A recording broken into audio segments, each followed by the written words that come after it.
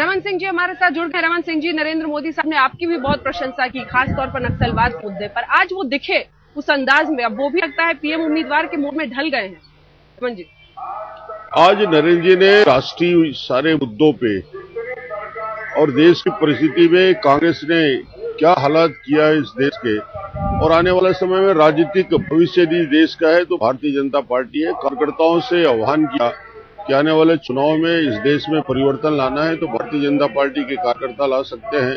और एक बहुत शानदार उन्होंने पूरे देश के आर्थिक स्थिति पे, राजनीतिक स्थिति पे एक अच्छा चिंतन किया, और मैं बधाई दूंगा नरेंद्र जी के उस बहुत अच्छे कार्यकर्ताओं को जोश भी रहा और इस मुद्दों पर स्पष्ट सोच उन्होंने अपनी दिखाई। लेकिन रमन जी, आप भी जानते हैं, आप सरकार चलाते हैं और इस वक्त गठबंधन का दौर चल रहा है। एक तो उन्होंने प्रणब मुखर्जी की प्रशंसा कर दी कि अगर हम पार्लियामेंट की नौबत आती है तो राष्ट्रपति बहुत महत्वपूर्ण हो जाएंगे, यही बनता थी क्या? नहीं, देखिए, राष्ट्रीय स्तर में प्रणब जी की भूमिका एज ए फाइनेंस मिनिस्टर और उनकी काबिलियत के बारे में यदि कोई कहे कि लंबे समय तक उन्होंने इस देश का नेतृत्व किया, तो वो एक पॉजिटिव रिमार्क था।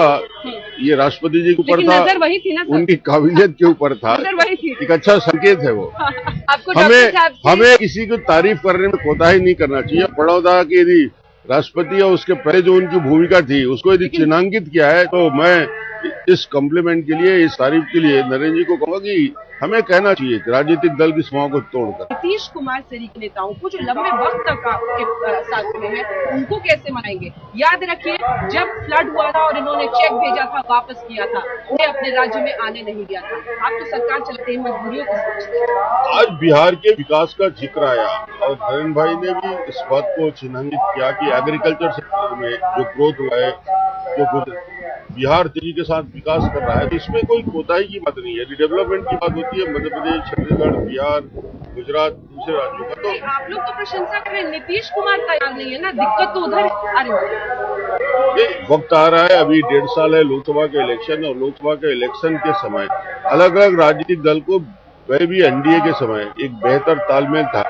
और मुझे लगता है कि देश की परिस्थिति ऐसी रहेगी कि सबको मिलकर इस कांग्रेस को उखाड़ फेंकने के लिए, और अगली सरकार जब बनेगी तो सब मिलकर इसमें हिस्सेदारी निभाएंगे। स्पष्ट शब्दों में बात करते हैं, ये तो होगी डिप्लोमेटिक बात। क्या अगर नीतीश कुमार अलग होने की भी सोचते हैं तो आप लोग उस हद तक जाने को तैयार? मुझे नहीं लगता कि नीतीश जी अलग होंगे। बहुत बेहतर तरीके से सरकार चल रही है। बिहार के इलेक्शन का रिजल्ट मिला जुला बहुत बेहतर आया था, और आने वाले लोकसभा इलेक्शन में भी सब मिलकर इस बिहार के इलेक्शन और बाहर के पूरे देश के इलेक्शन में प्रभाव। अनुराग, ये तो बहुत मीठी मीठी बात हो गई। नीतीश कुमार की अपनी राजनीति है वहाँ की, उनके लिए वोट बैंक है मुस्लिम मतदाता, और शायद इसीलिए वो कतराते हैं। मोदी जी के उद्बोधन ने मंत्र मुक्त कर दिया सबको। आपने म से महंगाई की बात की, मैं कहता हूँ मंत्र मुक्त कर दिया।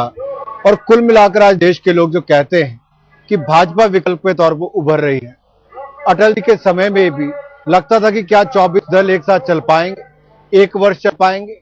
उन्होंने 6 वर्षों तक सरकार चलाई और देश को वो अनुभवी शासन दिया है। सुशासन की बात की, मोदी जी या हमारे रमन सिंह जी हों या शिवराज जी हों या पार्टी के बाकी नेता हों, आज इस मन से बात कही गई है, जब सुशासन की बात आती है तो भाजपा विकल्प के तौर पर उभरती है। चाहे बिहार के नीतीश कुमार जी हों, वहां पे सुशील मोदी जी हों, इन सबकी सरकारों ने मिलकर इस देश में 10% से ज्यादा ग्रोथ रेट हमारे राज्यों ने प्रतिवर्ष दी है। और देश को आज विकास चाहिए, और विकास अगर विकल्प है, उतनी ना तो शिवसेना दिख रही है, उतनी ना जेडीयू। कल उद्धव जी ने स्वयं कहा कि भारतीय जनता पार्टी एनडीए के नेताओं के साथ तय कर ले, हमें कोई आपत्ति नहीं किसी भी नेता के नाम पर। तो सर, अब वक्त की बात माने रमन जी की, अब कुछ दिन में अनाउंस हो जाएगा पार्टी की तरफ से।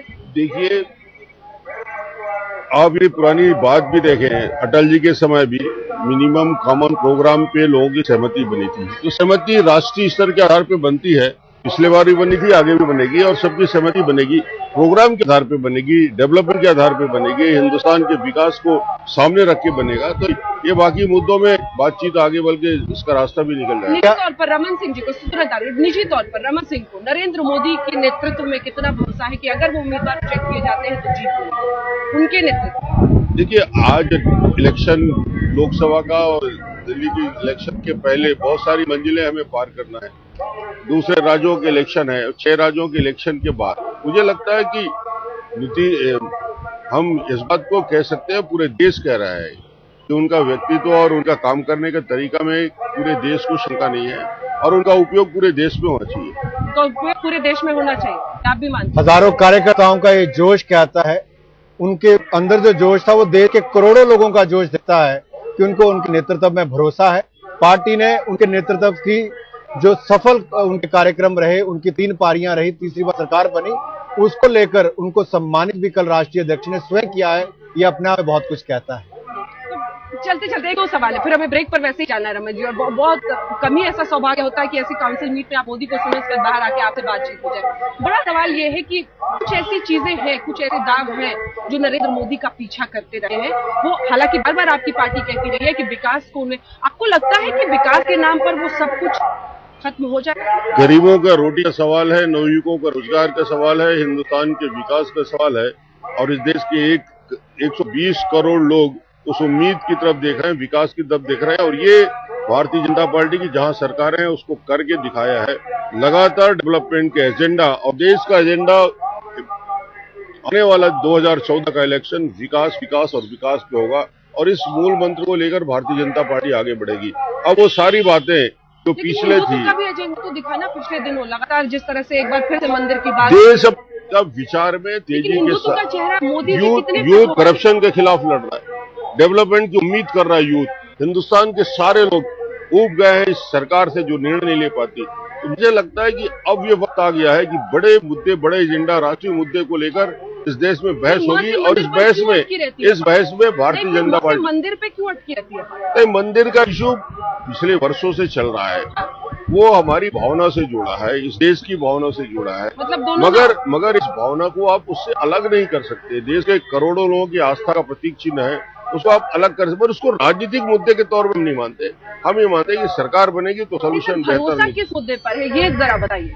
भरोसा, क्योंकि आप देश की जनता को डेवलपमेंट, मंदिर की नहीं बात है, देश की जनता को इस एनडीए सरकार के 6 साल देखा है अटल जी के नेतृत्व में और ये भरोसा है कि जब एनडीए की सरकार बनती है, हमारे अलायंस की सरकार बनती है, हम विकास को एजेंडा बना के कहां से कहां देश में परिवर्तन आया है। तो 6 साल देखें और ये 6 साल की यदि तुलना करें तो लोगों को फर्क आएगा।